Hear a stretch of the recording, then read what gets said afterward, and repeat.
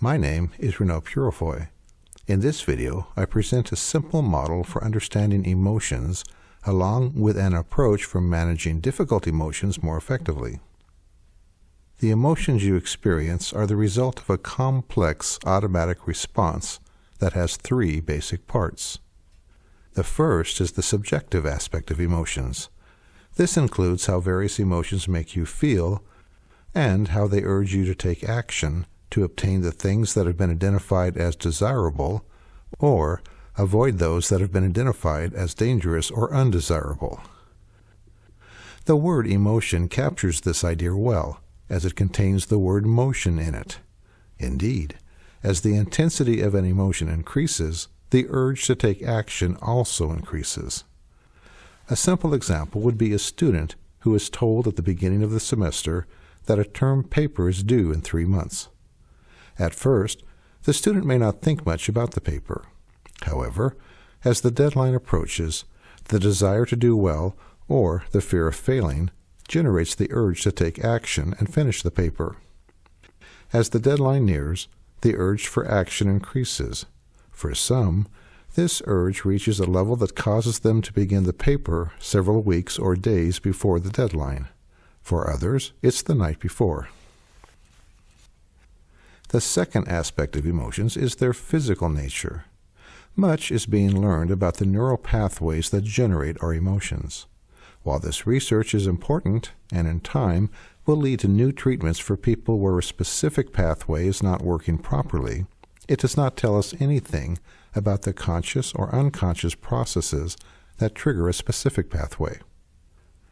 A simple analogy would be the neurological and muscular research of mechanisms that allow you to raise your arm. While this is very useful in treating problems due to injury or illness, it says nothing about the thought processes that cause you to raise your arm. Having said this, the fact that emotions are part of a physical process means there are many physical things that can interfere with your emotional mechanism, such as drugs, chemical toxins, diseases, and injuries to the brain, as well as inherited genetic factors like those that have been associated with some forms of depression. Another part of the physical nature of emotions is how they mobilize your body to take action through the fight or flight response. This response increases activity in any system necessary to either fight or flee from an external physical threat. Examples would be an increased heart rate and respiration. At the same time, it quiets activity in the body, such as digestion, which would interfere with fighting or fleeing. While this system is designed to help us meet physical threats and demands on the body, it's activated by any strong emotion, including those where a physical response is not necessary. In addition to mobilizing the body to take action, emotions also focus your attention on whatever is triggering the emotion. Again, the stronger the emotion, the more focused you become. A simple example would be when you hear a sudden, loud, and unexpected sound. Whatever you are doing at the moment becomes unimportant, and all of your attention shifts to the sounds you just heard. The third aspect of emotions is their mental component. This includes the role that both your conscious thoughts and unconscious mental processing play in generating emotions, as well as how emotions in turn affect your thoughts and mental processing. This process can be diagrammed as follows. An event occurs. Your brain makes an interpretation based on your beliefs and past experiences as to whether a need has been satisfied, a threat has been perceived, or a loss has occurred. This interpretation then triggers the corresponding emotion, which then urges you to take action. The action may simply be a thought, or it may also include physical actions. Now, most of your interpretations of events occur very quickly at an unconscious level. However, you are usually only aware of the event and your emotional reaction to it. This makes it seem like the event caused the emotion, when in fact it was your interpretation of the event. Thus, statements such as "you made me angry" or that made me sad are inaccurate. It is not the person or event that made you angry or sad, but your interpretation of it. That's why different people interpret and then react to the same event differently. For example, when it rains, some become excited and enjoy the rain, while others become depressed or even angry. Each one is reacting to the rain differently because of interpretations based on a different set of beliefs and past experiences. Because of this, the key to changing how you react to a given type of situation is often found in changing the beliefs that trigger it. It's beyond the scope of this video to go into this in detail. However, the relationship between beliefs and your emotions is explored more fully in the video Core Beliefs. As we look more closely at the various interpretations that generate emotions, we see that the satisfaction of a need triggers the various positive emotions such as joy, satisfaction, and excitement. A threat triggers anger or fear, and a loss triggers sadness. Keep in mind that the words anger, fear, and sadness, as used in this presentation, represents a broad range of emotions. Anger can range from irritation to rage. Fear can range from simple apprehension to panic. And sadness can range from mild disappointment to deep depression. While researchers tend to subdivide emotions into more groups than these, it's easier to apply this model to daily life if we keep it simple and just use these three general groups. Because emotions are generated through physical neural pathways, there are several everyday factors that can interfere with how a normal, healthy brain interprets events and trigger exaggerated emotions. The most common ones are illness, hunger, and fatigue. When you are ill, hungry, or fatigued, your brain doesn't function as well as it normally does. This causes your thinking to become more black and white. Little things that are normally of little importance can take on an exaggerated importance and cause you to overreact. This is why it is wise, when possible, to delay important decisions until a time when you are rested and feeling well. Now, while most of our emotions are generated through this process of interpretation, there are some important exceptions. Some emotional responses seem to be hardwired into us, like the excitement felt when seeing an attractive member of the opposite sex, or the panic experienced when you cannot breathe. Another important type of emotional response that does not fit this model is something called conditioned emotional responses, which are explored in the video titled Emotional Triggers. These are automatic responses such as how you react to a loud sound or the smell of your favorite food. Emotions also play an important role in nonverbal communication by adding information to what is said through subtle variations in facial expressions, tone of voice, posture, and gestures. When I say, "I love you," "I love you," "I love you," you understand the different meaning of each of these statements without an explanation. The most remarkable thing about this ability to communicate nonverbally through emotions is that you were born with it. We know this because people who are born blind have the same basic emotional expressions as people who see. In addition, while we can modify our behavior and expressions for weak emotions, strong emotions produce the same basic facial expressions in everyone, no matter what culture or place they are from. In addition to all of this is the role that emotions play in helping your mind sort important information and experiences from the less important. Information and experiences that are important get an emotional stamp that may be positive or negative. The stronger the stamp, the more this information or experience is used to interpret your world. To understand how this works, consider a person who is learning to drive. This person can read about driving and watch videos. However, it's not until she is actually behind the wheel of a car that the brain can begin to sort this information as important or not important.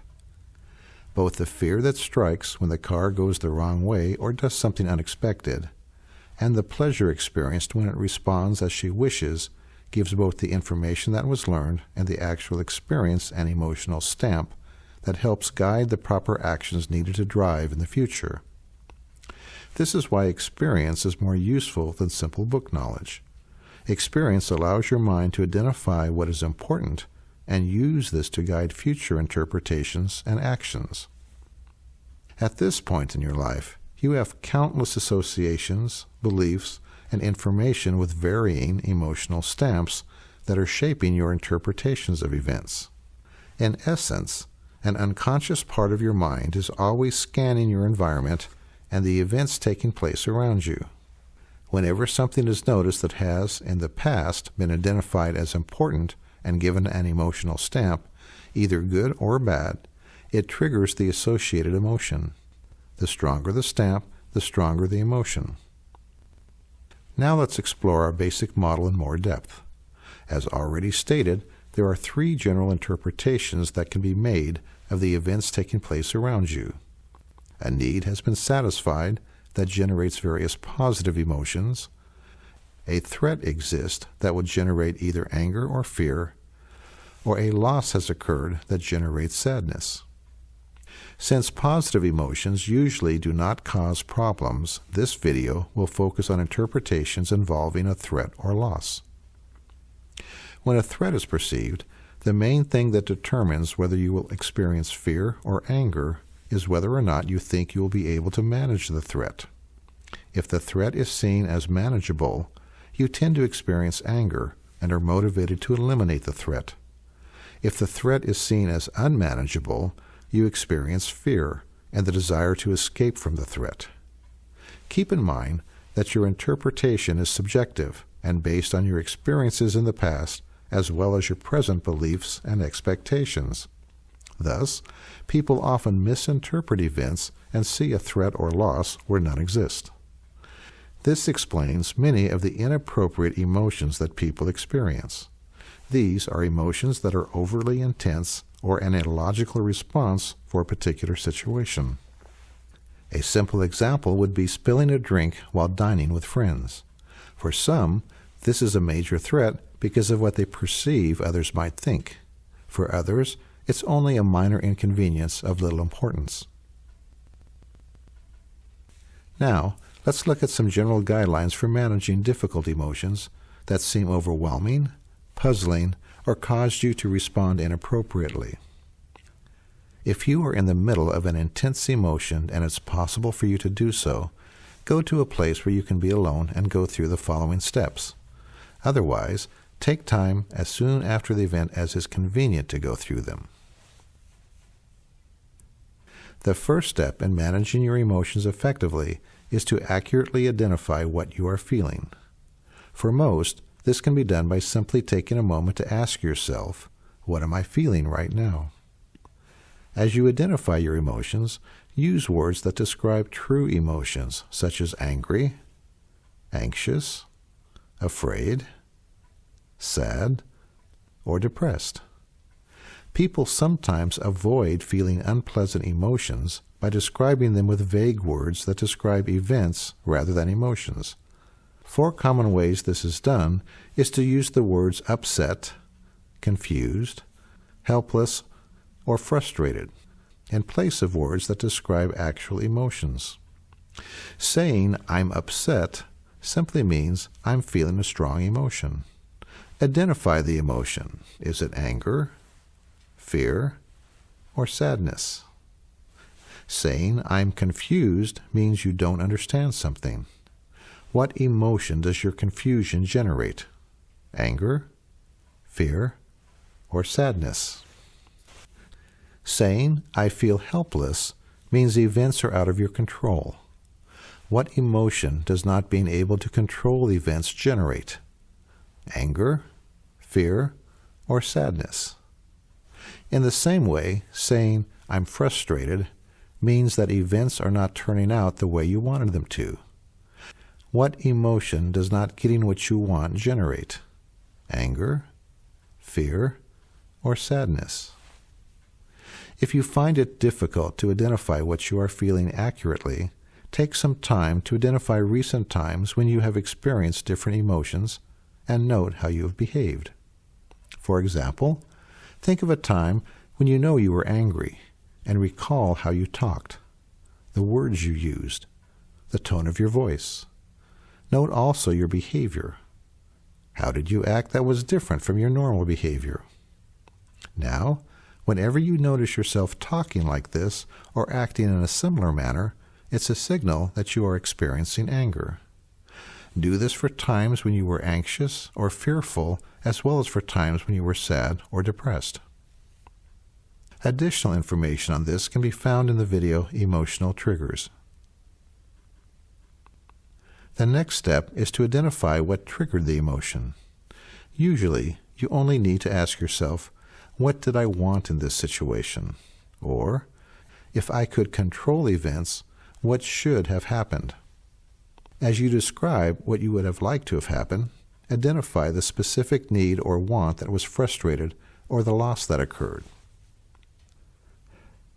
For step 3, ask yourself if the level of the emotion you experienced was appropriate. Going into a rage over a minor threat is inappropriate. In addition, did your response fit the situation? Was it logical? Experiencing anger or fear where there is no threat is an inappropriate emotional response. On the other hand, some level of anger or fear is appropriate if there's a real threat. Likewise, sadness is an appropriate response to loss. If the emotion was both logical and at an appropriate level of intensity, go on to the next step. If not, stop and determine why you responded inappropriately. The following 3 questions will help you with this. Were there any hidden needs generating this emotion, such as the need for others to like me, the need to control others or events, the need to be right, or the desire for revenge? What core beliefs influenced me in this situation? For more on this, see the video titled Core Beliefs. Was this a conditioned emotional response? For more on this, see the video titled Emotional Triggers. If your emotion was both logical and at an appropriate level, the next step is to ask yourself, were the actions I took appropriate? If you are not sure, talk to someone you trust who you feel has good judgment. This might be a friend, counselor, or pastor. An objective third person is often helpful in looking at your behavior more realistically. The final step involves taking action. Strong emotions always indicate a need to take action. For emotions identified in step 3 as being illogical or too intense, you may need to deal with unresolved hurts or loss from the past or irrational core beliefs. Emotions that are both logical and occurring at an appropriate level of intensity also signal a need to take action. If you met a need or want with inappropriate actions, an apology may be in order if you offended someone. It is also wise to mentally rehearse a more appropriate response for the future. If you do not both identify and rehearse more appropriate behaviors, you will probably repeat your old ones. If you have clearly identified a need or want that is reasonable and appropriate that was not met, you may need to develop a plan to deal with a situation that triggered the emotion. This might call for setting limits or confronting someone, or it might require you to make a change in your life, such as pursuing something your heart desires that you've been ignoring, or finding a new goal or purpose. If instead of identifying an appropriate action you can take, you choose to ignore the need that is not being met, it increases the likelihood that you will respond inappropriately in situations where that need is felt. If it is difficult for you to identify appropriate actions you can take, I would again suggest that you seek help from someone with good judgment who you trust, such as a close friend, counselor, or pastor. Here is a list of the 5 guidelines given in this presentation, along with a link at the bottom of the screen that takes you to additional videos and resources. Thank you for viewing my presentation. I hope it has helped you understand emotions more fully and provided you with a way to manage them more effectively.